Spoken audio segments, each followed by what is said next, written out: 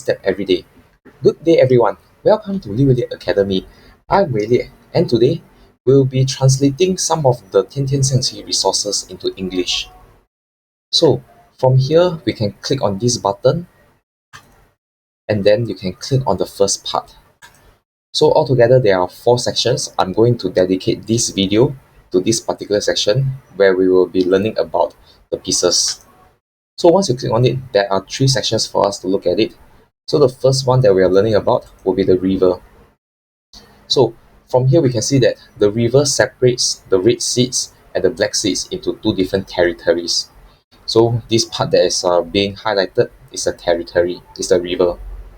Now, this part that's being highlighted in gray, this is the 9-dot palace. So why is it called the 9-dot palace? Because there are 1, 2, 3, 4, 5, 6, 7, 8, and 9 dots for the king and for the advisors to move. So this one is called the 9-dot palace. And then just remember that in the game of xiangqi, we always want to capture opponent's king. Okay, so right now we have 16 pieces from either side, and then let us learn how each pieces will move. Okay, so right now this game they want us to capture the star, and then for this the king it can only move vertically 1 step, backwards 1 step, or horizontally to the left 1 step, horizontally to the right 1 step. So from here you can see that these green dots shows me the possible position that it can go to. If I want to capture the star, that's when I can move to the side, and then after that I can move up to capture the star. Now they want us to capture the star, we keep on capturing it. So let's continue on.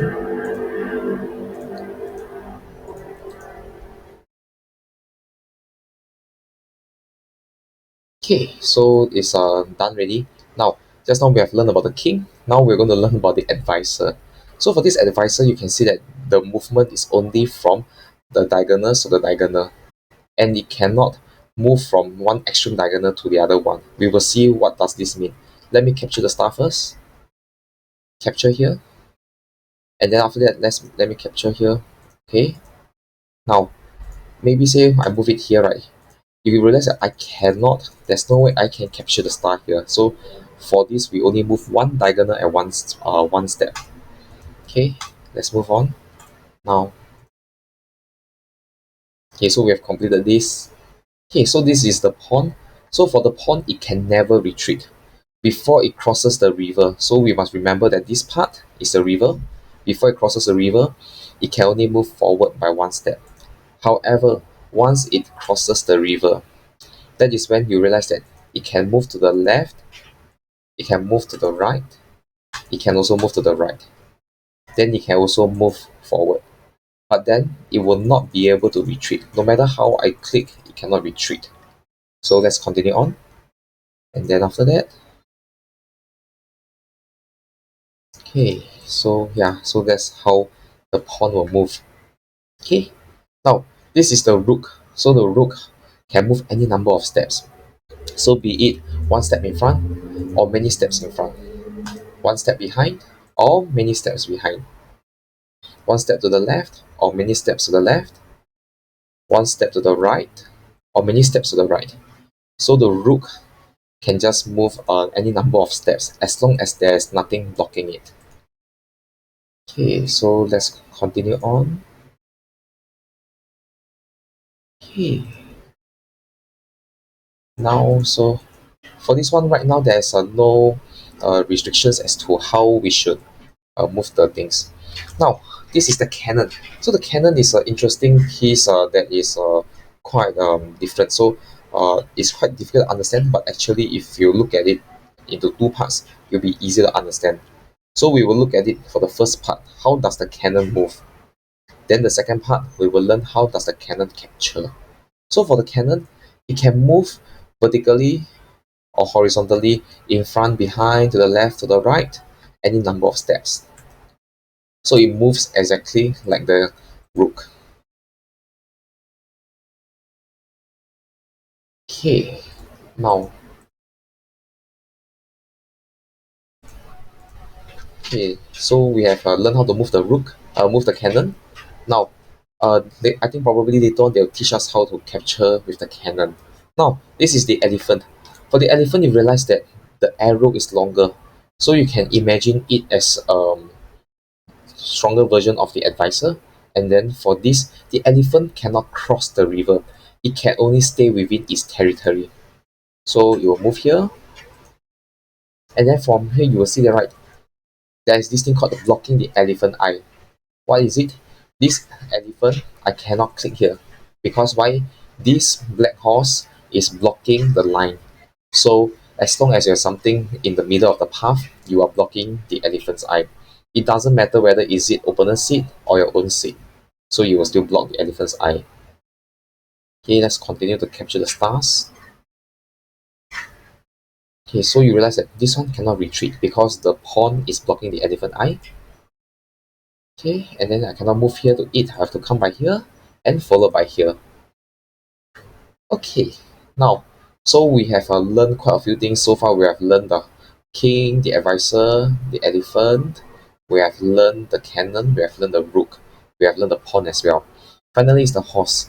So for this part, the horse is quite difficult for people to remember about. If you play more games, it will become more familiar to you.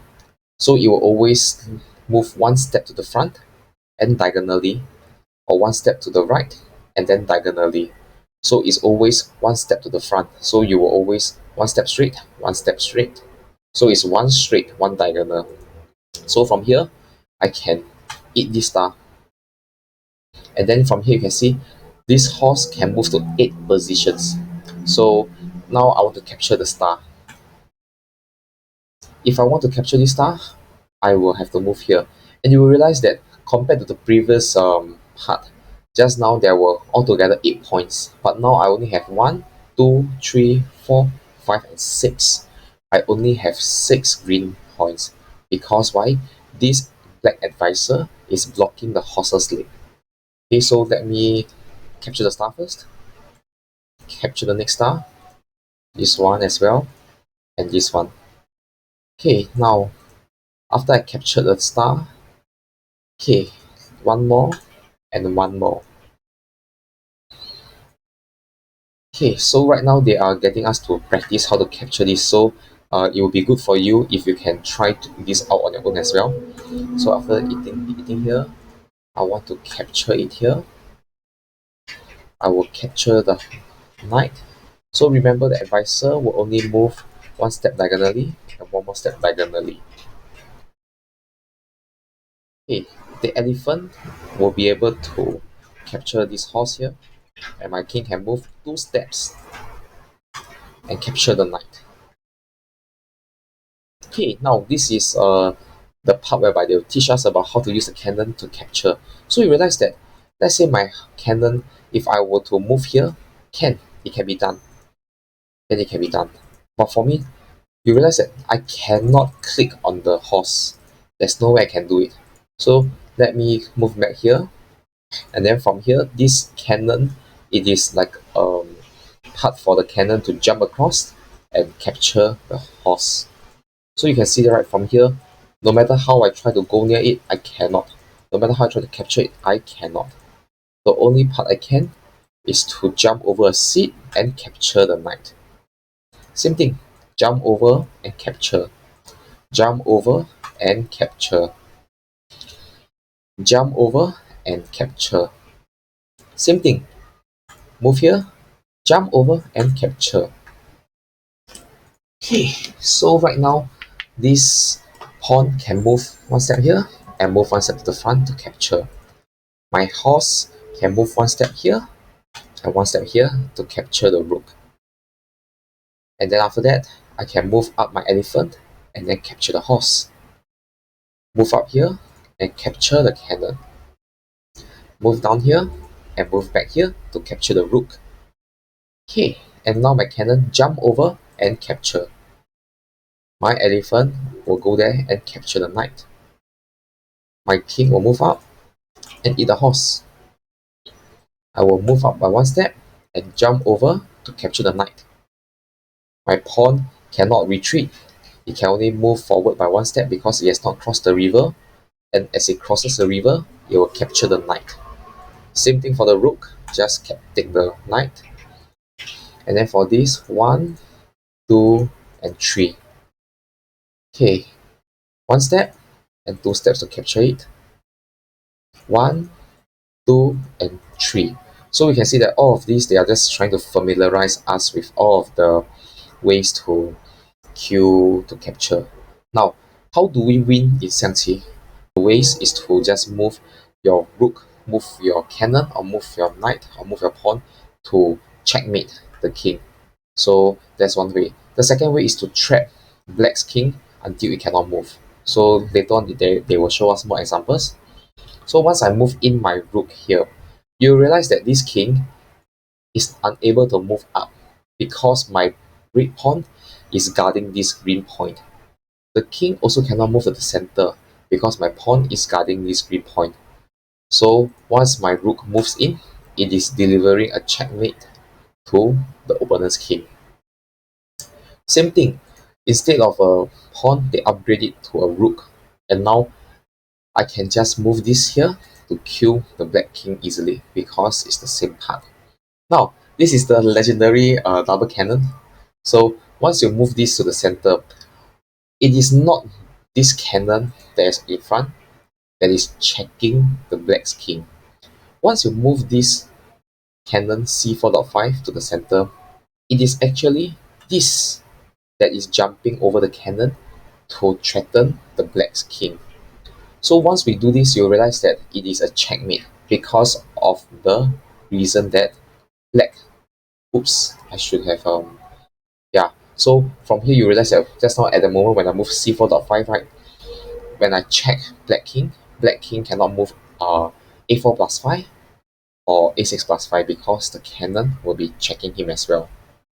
Now, this is also another typical way to queue.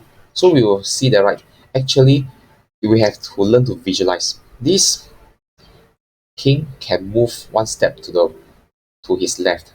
So he can move k4.5, but then he cannot move k4 minus 1 because my horse is guarding this point and also this point. So if I were to click on it, you'll realize that the king cannot move to the points. If not, it will get killed. So that is why I will move c9 plus 1 and kill the king. Same thing, this pawn is guarding these 2 points. The king cannot move in. So once I move p6 plus 1, the king cannot eat me because I can move p5.6 to eat back the king, and I have delivered my checkmate. Okay, now this is a very nice cue to remember. So you realize that for black's king, he cannot come here. He cannot move k5.4 because my rook on the 6th file is looking after this point. So with this in mind, I just have to move h9 plus 7, and that's when I will check and kill the black king. Now, this one is a nice rule to remember. So the kings can never face each other directly. What do I mean by this? Let's say, right, if my rook were to move, maybe say here, then, okay, so the system doesn't allow me to do that. Now, maybe say if I were to move here, okay, doesn't allow me to do that. You just have to imagine that this king, when opponent king step into this line, I will be able to just capture opponent's king like that. So you realize that this one is a checkmate. And then after that, if I were to move my cannon here, I will be able to jump over the advisor to capture the king. Okay, so same thing, the king cannot the king cannot come out. So I will have to I will be able to kill black king.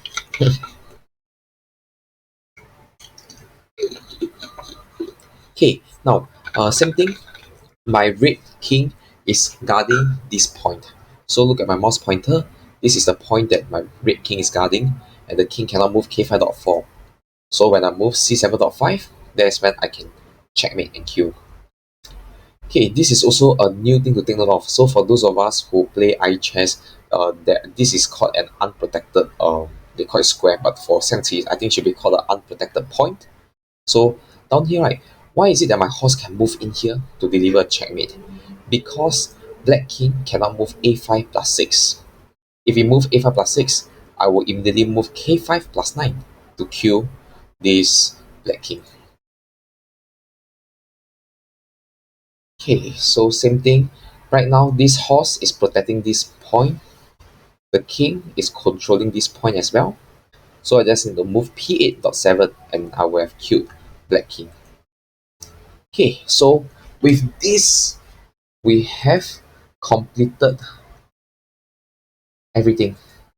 So instead of breaking into 4 videos, I've accidentally made into 1 video. So in my next video, I will be talking about this part, whereby they will be teaching us all of the basic cues. So there is altogether 1, 2, 3, 4, 5, 6. So there are 6 parts for us to learn. Okay, so with this, thank you to all of my live viewers. I will see you all soon. Thank you. Bye bye.